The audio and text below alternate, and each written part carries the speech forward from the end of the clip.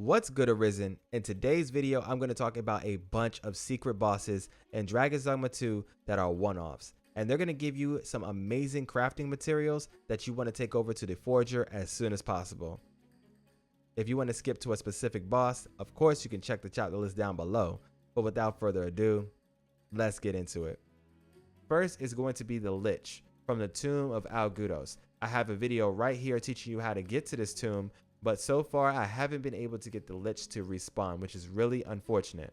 The Lich is going to be the enemy that drops Wailing Crystals. Wailing Crystals are very important to upgrade some of the endgame gear in the game, and it is RNG based. So I suggest that you come over to Bakbatal, you either get a house or you sleep at the inn, and then travel over to the Tomb of Algudos to try and get your drop.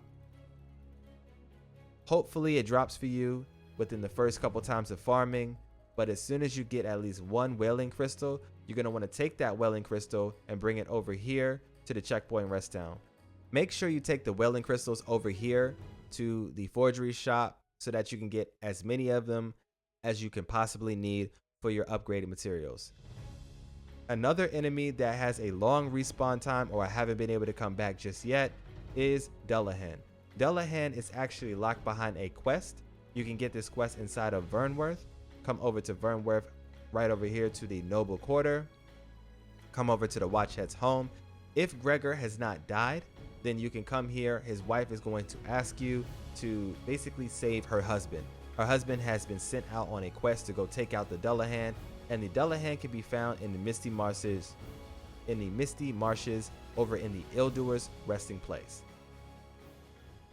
Once you get inside the forest, follow the Brazers, I think that's what you call them, or follow the torches all the way to the back where you'll get to the Illdoer's resting place.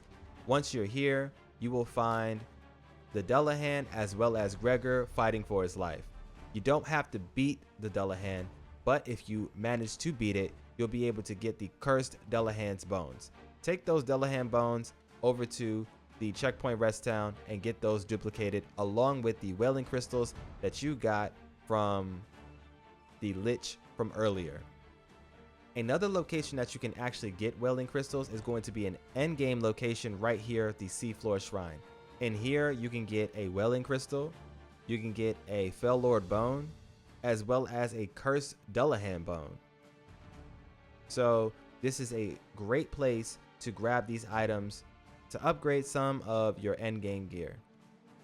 Some more enemies that have not respawned after taking them out are going to be right over here. The Lesser Dragon. The Pus Lesser Dragon that is over in the Dragon's Breath Tower is a one-off. Once you take this man's out, it's pretty much over. So make sure you grab his weapon that he is holding, as well as the Worm Life Crystals and everything that you need. And talk to Sigurd so that you can get the ultimate ability. Some more enemies in the game that are one-offs are going to be the Sphinx. The Sphinx is literally a person that's going to give you 11 riddles. 10 of the riddles are obvious. The 11th riddle is actually defeating her without hitting her face or her chest. If you do so, you beat her down, she'll instantly give you the key to the chest that's locked behind her so that you can get the Eternal Wakestone. The Eternal Wakestone is another item in this game that you might want to duplicate. You can duplicate this item and it turns into another Eternal Wakestone. So the enemies in question that do not respawn are going to be the Cursed Dullahan, the Sphinx, the Lich inside of the Tomb of Algudos, the Lesser Dragon from Dragon's Breath Tower, and any other Drake that is standing outside of an area that has ballistas.